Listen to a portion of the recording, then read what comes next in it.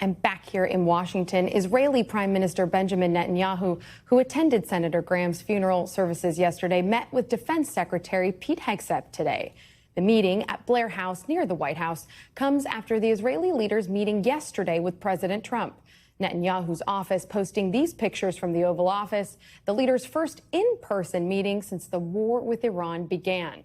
A spokesman for the prime minister says Israel still prefers a diplomatic end to the war. Preferred by the prime minister. If the president is able to negotiate this, and we all know what it is to negotiate with the Iranians. They say one thing tomorrow, they lie, and then they do the opposite the following day. If the president of the United States manages, and he's trying to negotiate with these people and end their nuclear program, it is preferred by the prime minister of Israel and the Israeli people. If not, and we resort to force, we'll send our people if we're asked to in order to make sure they do not get a weapon that threatens Israel and threatens the rest of the world. And joining me now is Israel's ambassador to the United Nations, Danny Danon. Danny, thank you so much for being here, Ambassador. And yesterday, before their meeting, President Trump claimed that Prime Minister Netanyahu wants to keep him involved in the war with Iran and downplayed activity at Pickaxe Mountain specifically. Do you believe that Iran can be denuclearized without going after Pickaxe Mountain? We wanted to see the end result, and I think we share the same strategy of the president. The bottom line, not allowing Iran to become a nuclear threat. You can achieve it either through negotiations, which is the preferred venue, or you can do it through economic sanctions or through military power.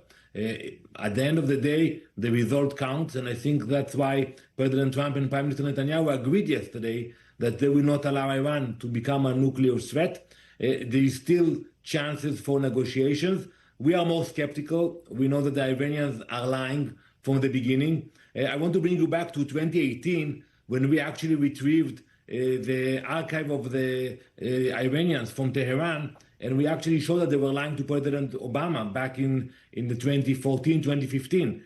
Today, we can actually say it immediately. They are lying. They have no intentions to comply with the MOU. That's why the U.S. and all other countries must be very careful about their intentions. Ambassador, I want to play something that Vice President Vance said earlier this month. Let's run that. But I know beyond a shadow of a doubt that there have been people within the Israeli government who are trying to, actually shift us away from that policy because they want to continue the military campaign. What is your response to that? Is the vice president wrong? We respect democracy. That's what brings the U.S. and Israel together for decades, because we cherish democracy, and we count on the democracy of the U.S. and we count on the elected officials of the U.S. to take the right decisions for the American people, the same way we count on our elected officials to take the right decisions for Israel. We don't tell the U.S. what to do. President Trump chose to start this war against Iran because he thought, and I think he was right, that it was important to prevent Iran from becoming a threat to the U.S., not to Israel. Look, Monica, what happened in the last few weeks. Iran sent ballistic missiles to 12 countries. So it's not a threat to Israel. It's a global threat. That's why the U.S. decided to eliminate that threat.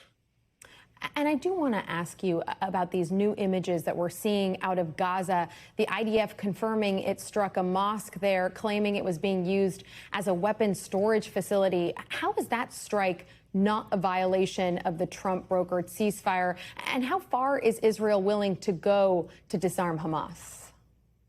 Well, first of all, there is a ceasefire in Gaza, and you see that aid coming into Gaza. Yesterday, we had a debate in the Security Council, and I showed with my colleague the data about the aid coming into Gaza. But at the same time, we have to be realistic. Hamas was supposed to disarm by now. If you read the president's plan, the 20-point plan, by now Hamas should have actually disarmed and we should have allowed other forces to emerge. It didn't happen. So if that will not happen voluntarily, we will have no choice, and we will apply more power and make sure that Hamas is not in the game. There will be no future for the people in Gaza if Hamas will stay in control. That's why it's not enough to speak about the future of Gaza. We must take action, and the real action is to disarm Hamas. And we mentioned Senator Graham's death, and he was an outspoken ally of Prime Minister Netanyahu, of course, and of Israel. Has Israel lost a key champion within the president's inner circle? We lost a great ally, a great friend.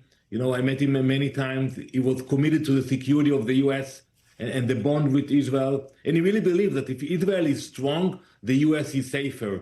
That's why he contributed so much for the alliance. He definitely will be missed.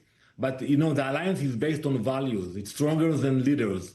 So I believe that we will continue to work with the U.S., to build our capabilities together, and to stand together protecting our shared values. That's the legacy of Lindsey Graham of blessed memory.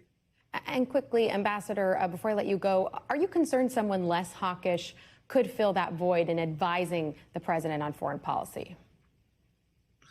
We work with many people around the president, and we are grateful for their involvement. I don't want to get into names, but Secretary Rubio was very helpful in providing the setting for the negotiations with Lebanon, and we are grateful for that. We work with many other advisors. It's a loss. It's a loss, but we will continue to work with the president and his team. Ambassador Danny Danon, thank you very much for your time. Thank you. We thank you for watching, and remember, stay updated on breaking news and top stories on the NBC News app or watch live on our YouTube channel.